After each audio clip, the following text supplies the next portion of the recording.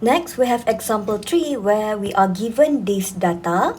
So note that they are just values. Therefore, these are ungrouped data. And the first thing that we need to do to this data is to rearrange them. So we need to rearrange from smallest to biggest. So always check the number of data that you have in the question. Here, n is 10. Next, check the number of data that you have arranged here. And you can see that it is n equal to 10. So you need to make sure that the number of data in the question and the number of data that you have are the same. So to find mean, we need to use sum of x divided by n. So you're gonna add all of these data and then you're gonna divide it with 10. So the sum of x will be 188 divided by 10, which will give you 18.8. Next, we need to find mode. So look at the data that you have arranged and find the data with the highest frequency, which is 17. So this will be your mode. Say for example, you are given this data 1, 2, 3, and 4. So what is the mode right here? The answer is there is no mode because all the data have the same frequency, which is 1. And what if you have this kind of data? Here we can see that the number 2 have frequency of 2 and the number 4 also have frequency of 2. So they are the two values of x with the highest frequency. Therefore, for mode, we're going to have two answers, which is 2 and 4. Next, we need to find median. So just imagine we arrange the data from the smallest to the biggest. So the smallest data will be at 0% and the highest data or the biggest data will be at 100%. Alright, so you know that median comes from the word middle. Therefore, it is somewhere in the middle here. That will be the median. And we know that half of 100% is 50%. And here, how do we write this as a symbol? We're going to look at percent, which starts with P. And we can label it as P50, which means 50 percentile.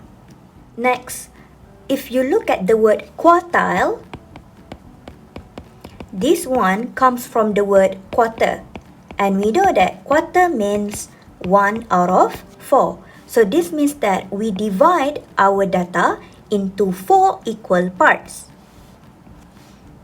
So the first part will be at 25% or P25. And the third part will be 75% or P75. And for quartile, we can use the label Q. So we will label Q1, Q2, and Q3, where Q1 or P25 means first quartile, and Q3 or P75 means third quartile. And you can only try and find all of these values if you have arranged your data from smallest to biggest. So you must arrange your data first before you can find anything.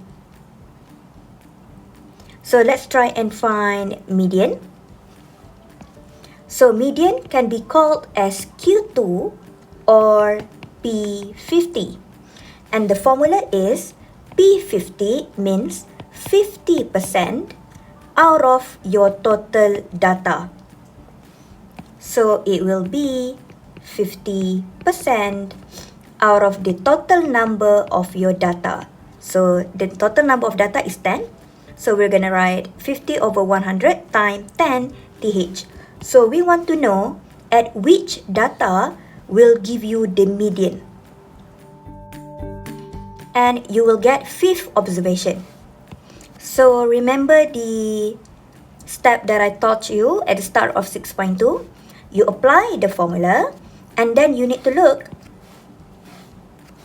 what you have here. Note that this is a whole number. You need to take that data and then you're gonna add it with the next data, which is the 6 data, and then divide everything by 2. So the 5th data will be at, this is the 1st, 2nd, 3rd, 4th, and 5th. And then you're gonna add it with the 6th data. And hence, median is 17. Now, say for example, your n is 14. Therefore, your median will be 50% times with 14, which will give you the 7th data or 7th observation. So here we can see that this is a whole number. So next, what you need to do is you're going to take that data and then you're going to add the next data, which is the data number 8, and then you're going to divide everything by 2. So please memorize this step to find the median, quartile, or percentile whenever you get whole number after you do the formula. So for part B, we need to find first quartile, which is Q1, and third quartile, which means Q3. Q1 means P25. Therefore, you're gonna do 25% out of the total data, which is 10. And that will give you 2.5 observation. So as you can see, after you do the formula, we get 2.5, which is a decimal. And what you need to do here is to round up. So if you round up 2.5, that will give you 3. So the real data will be the third data, or the third observation. So if you look at our arranged data, the third data will be 10. Next is Q3, which means P75. So we're going to do 75% times 10, which will give us 7.5 observation. And since it is a decimal, we need to round up. And that will give us the data number 8.